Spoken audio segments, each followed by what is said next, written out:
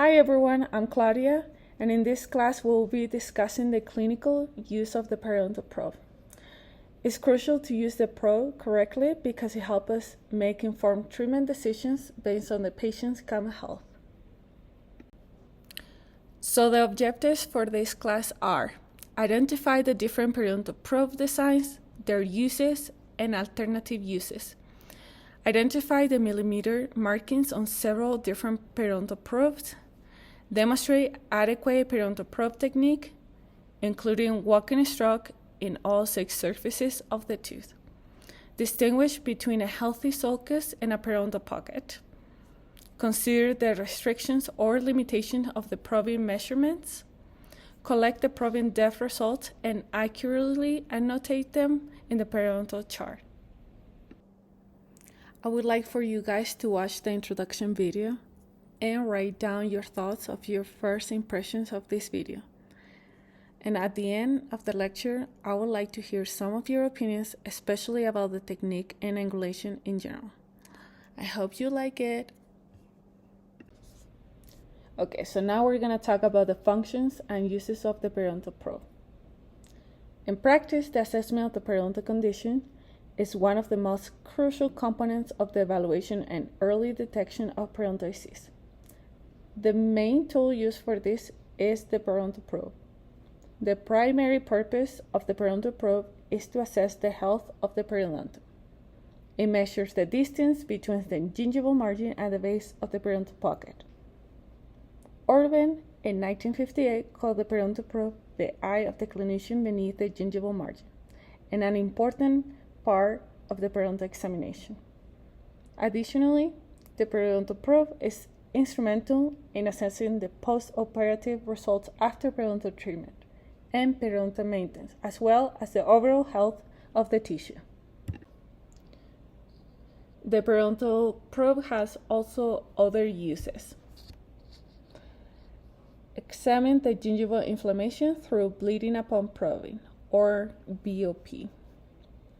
The second point is that it evaluates exudate or suppuration, recession in gingiva, clinical attachment loss, attached gingiva, and furcation.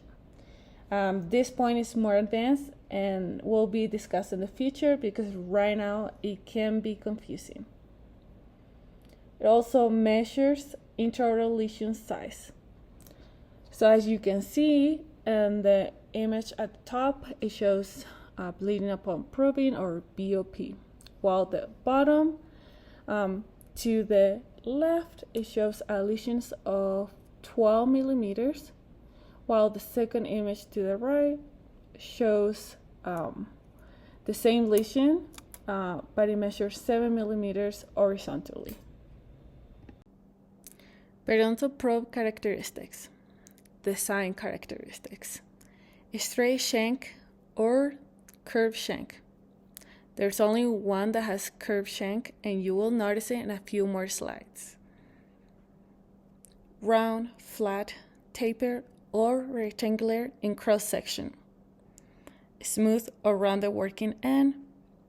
Calibrated or marked in millimeters, and the markings number can vary depending on the design. Some probes are color-coded. The dimensions and diameter of the tip can vary in size depending on the design. The main build material is stainless steel, but there's also probes made of titanium or plastic, usually used for probing implants because it does not scratch the implant. Designs examples: Williams probe, the standard on which later probe designs are based. Thin, round, working end, millimeter grooves at 1, 2, 3, 5, 7, 8, 9, and 10 millimeters. University of North Carolina, UNC 12 and UNC 15 probe. Preferred probe for use in clinical research. Millimeter markings at each millimeter. UNC 12 color-coded at 4 and 9 millimeter. UNC 15 color-coded at 4, 9, and 14 millimeters. Thin, round, working end. This one is very similar to the Williams probe, which was the probe used in the introductory video. As you can see, this picture shows the UNC 15. And over here, it marks a 1, 2, 3, 4 millimeters, 9 millimeters, and 14 millimeters. World Health Organization, or WHO probe, working end is thin, round with a 0.5 millimeter diameter ball at the end. And here you might be able to see it, but it's that one. Markings are 3.5, 5.5, 8.5, and 11.5 millimeters, mainly used in epidemiology and periodontal screening. Plastic probe. The working end is round and tapered, markings at 3, 5, 7, and 10 millimeters. It is color-coded. As you can see, it is green and red. Recommended use in dental implants because the plastic won't scratch the implant. And even though it's plastic, it can be sterilized. Goldman Fox probe. The working end is flat and the markings at 1, 2, 3, 5, 7, 8, 9, and 10 millimeters. The Marquis probe. Round, tapered, fine, and color-coded. Used mostly in periodontal patients. Probe markings at 3, 6, 9, and 12 millimeters. And I will say that this is my favorite probe to use because it's easy on the eyes. Finally, we have the Neighbor's probe. It has a curved shank and is used to measure furcation. So it basically measures in between the roots when there's furcation and the posterior molars. The probe markings at 3, 5, 9, and 12 millimeters. And now to test a little bit of your knowledge, we are going to do the first activity that I call the matching game. So first you're gonna download the Kahoot app, then you're gonna match the correct probe description with the correct probe designs. At the end of the game, the results are gonna be shown at the classroom screen to see your guys' score. Good luck to everyone. Probe markings. Calibrated probes are marked in millimeters, so it's like using a ruler to measure the depth of the gingiva, especially since it's an area that is not visible. To indicate the millimeter markings on the tip of the periodontal probe, it is common to see the probes color-coded with indentations, bends, or grooves. Black is the most commonly used marking color. There are various ways to indicate each millimeter, such as marking every specific millimeter or marking every few millimeters. Now we are going to do a basic review of the basics of the periodontal anatomy. It is important to understand and know a patient's periodontal health using periodontal probe numbers that indicate health versus non-health in the gingiva in order to correctly assess and determine the treatment plan of the patient. So first we have the gingiva, which is the soft tissue that surrounds the cervical portion of the teeth, and it also covers the jawbone or alveolar processes of the jaw. Second, we have the free gingiva, which is the portion of the gingiva that surrounds the tooth but is not attached to it, and since it's not attached, when probing it might move away from the tooth. Gingival sulcus, a space between the tooth and the free gingiva. Finally, attached gingiva, part of the gingiva that is attached to the alveolar bone and the teeth. Healthy versus unhealthy periodontum. Recognizing the distinction between a healthy and an unhealthy periodontum is crucial for treatment planning. When probing a healthy sulcus, the depth ranges from 1 to 3 millimeters. In contrast, probing a periodontal pocket yields a depth exceeding 3 millimeters. It is common to find 5 and 6 millimeters in periodontal patients. It is generally observed that the probing depth is deeper on the mesial and distal surfaces compared to the lingual and facial surfaces.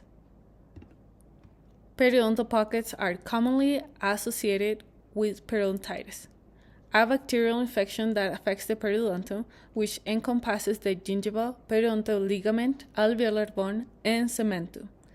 Correct probing aids in the identification of periodontitis. A healthy sulcus deepens into a periodontal pocket due to a bacterial disease that destroys the alveolar bone and periodontal ligament fibers that surround the tooth. Again, it is equally important to understand this difference to effectively communicate the necessity of specific cleanings to patients. And many patients are surprised when they are informed that they do not qualify for a prophylaxis. They have a hard time understanding the difference between a regular cleaning and an extended cleaning. So it is our job as professionals to be able to both understand and explain this process. Pocket formation. In these images, we can observe the progression of periodontal pocket formation. The first one, we have the gingival sulcus. The gingiva or the junction epithelium lies above the CEJ, which represent healthy gums. The second image represents the gingival pocket. It shows gingivitis or inflammation in the gums. In this case, the junction epithelium is not attached to the tooth, which increases the probing depth. However, during gingivitis, the gums become inflamed, leading to a further increase in probing depth, creating a pseudo pocket. Lastly, we have the periodontal pocket. The junction epithelium lies below the CEJ, closer to the root. In this scenario, the probing depth is significantly deeper due to the apical migration of the junction epithelium. And here's an example of a situation that can happen in real life in clinic.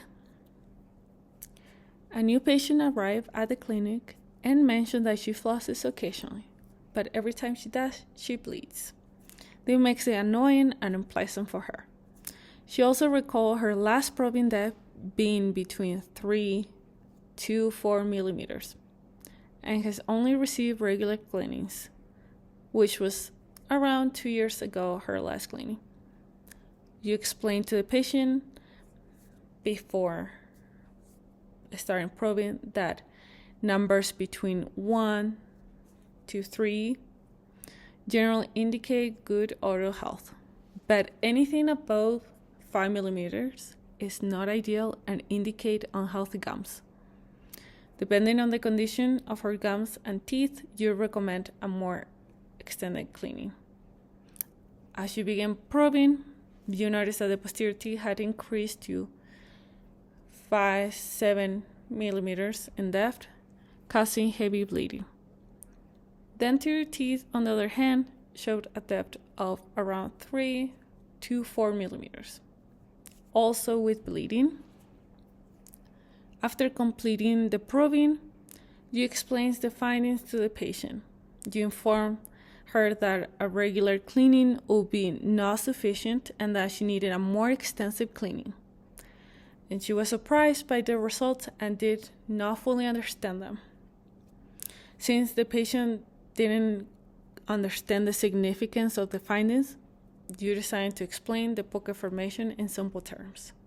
You emphasize that all the work was done to help her, not cause her harm. This example underscores the importance of understanding pocket formation distinguishing between healthy and unhealthy gingiva, and effectively communicating these concepts to the patient. Now I have a second activity for you guys. You will have to classify these pictures between a healthy sulcus and a periodontal pocket. I will give you a few minutes to come up with your answers. Then I will call a few of you to share your answers and the reasoning behind them. There are a few factors that can affect probing numbers, and it usually happens when the tissue is not healthy. The location of the gingival margin can influence the probing numbers and might provide inaccurate results. For example, when there's inflammation or excessive gingival growth due to gingivitis or even drug therapy, such as medications like phenytoin, the probing numbers can be affected. When the gingiva is positioned below the CEJ or coronal to its normal position, it can be detected during recession in the gingiva. This recession can also affect the probing numbers and minimize the actual extent of the periodontal destruction.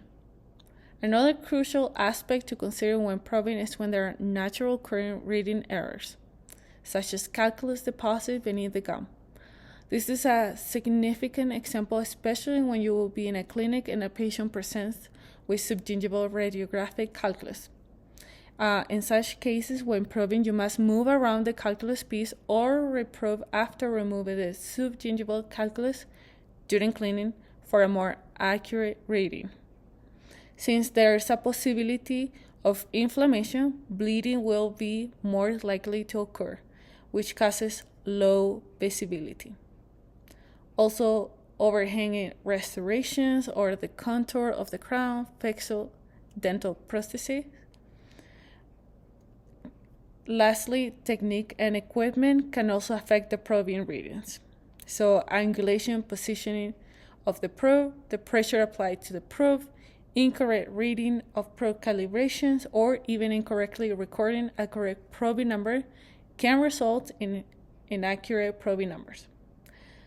The probe's diameter and shape, as well as its calibration scale, are important factors to consider. For instance, there can be a difference of 0.7 millimeters in width between probes manufactured by different companies. Reading depth measurements. Probing measurements are taken by using a periodontal probe to measure the distance from the gingival margin to the base of the sulcus or pocket, depending on the health of the gum. These measurements are recorded to the nearest 4 millimeters. And as you can see in the picture, we have number 1, distal facial, number 2, facial, number 3, mesiofacial, number 4, distal lingual, 5, lingual, and 6, mesiolingual. Here there's an example of the reading depth measurements. Area A and B measurements are 3 millimeters. Area C measurement is 6 millimeters. So, what area has the deepest reading, A, B, or C? C has the deepest measurement. Recording in periodontal chart. Collected measurements are recorded in a periodontal chart. Periodontal charts can be found in 2 different formats: digital in softwares like Dentrix or Open Dental, or a paper chart, which is not commonly used anymore. In the picture, you can see an example of a perio chart and some of the recorded readings. It is also crucial that practitioners have the correct technique, because a difference of more than 2 millimeters can significantly affect the treatment plan. However, it is important to note that a difference of 1 millimeter is common among clinicians. So in the image, the top area represents the facial area of the teeth, while the bottom represents the lingual aspect.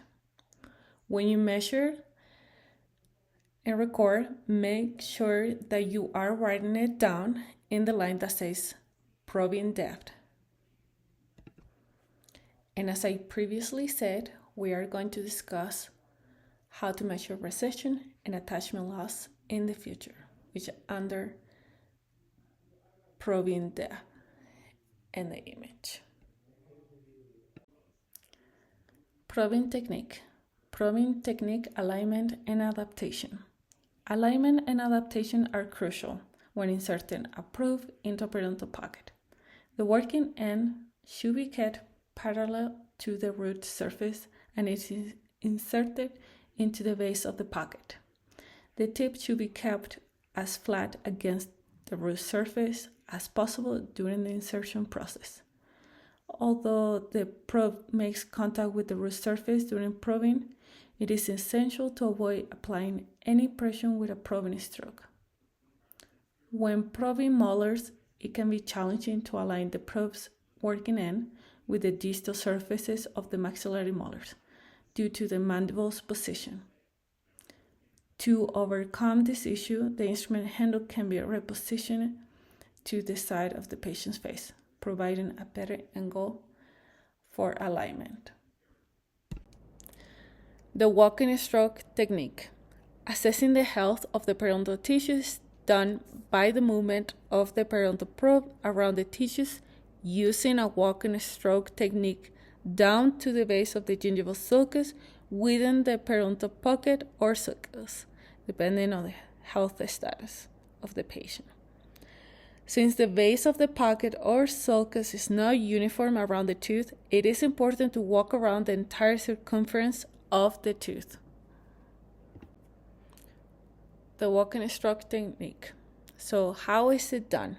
The tip of the probe is inserted into the base of the sulcus or pocket until the tip is facing resistance of the junction epithelium. It should feel soft and resilient when touched by the probe. The probe is moved up and down while also moving forward in 1 millimeter increment. Do not remove the probe from the sulcus or pocket when doing the walking stroke, because it can potentially cause lesions on the gingival margin. Pressure produced should be between 10 and 20 grams. Keeping light pressure it is important. Probing proximal surfaces. Detection of periodontal pockets are common in interproximal surfaces, meaning mesial or distal surfaces. It is important to measure both lingual and facial interproximal surfaces to make sure that the entire tooth circumference is being measured accurately. To measure two closed teeth, there is a specific approach which needs to be done in 2 steps. First, walk in the working end of the probe while maintaining contact with the proximal surface until it gets to the contact area of the tooth. Second, you're going to slightly tilt the probe working in until it gets to the contact area of the tooth. The top portion of the probe will touch the contact area of the tooth while the tip will be underneath the contact area.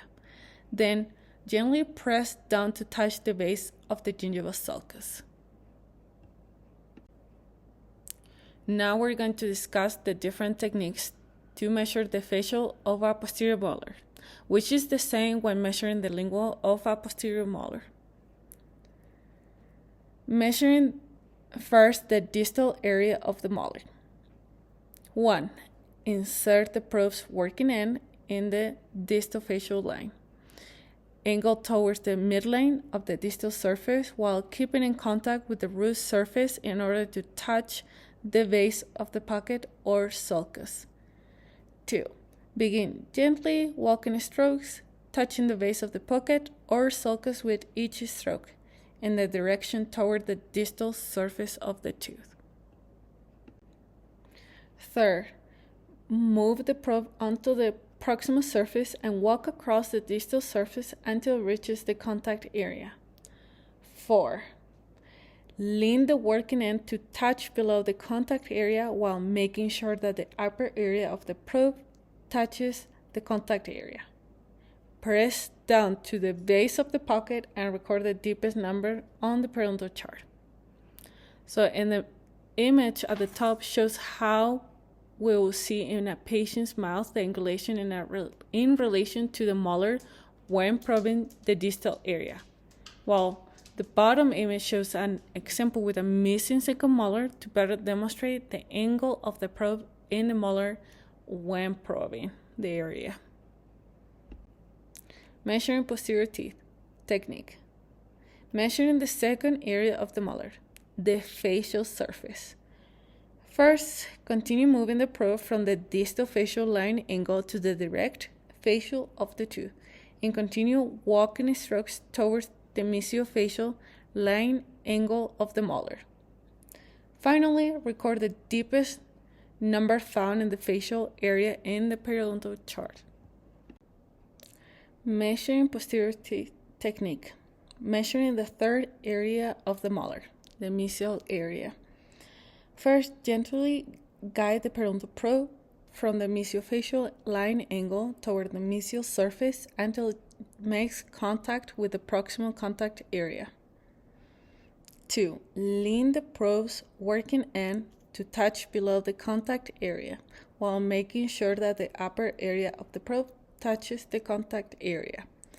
Press down to the base of the pocket and record the deepest number on the periodontal chart.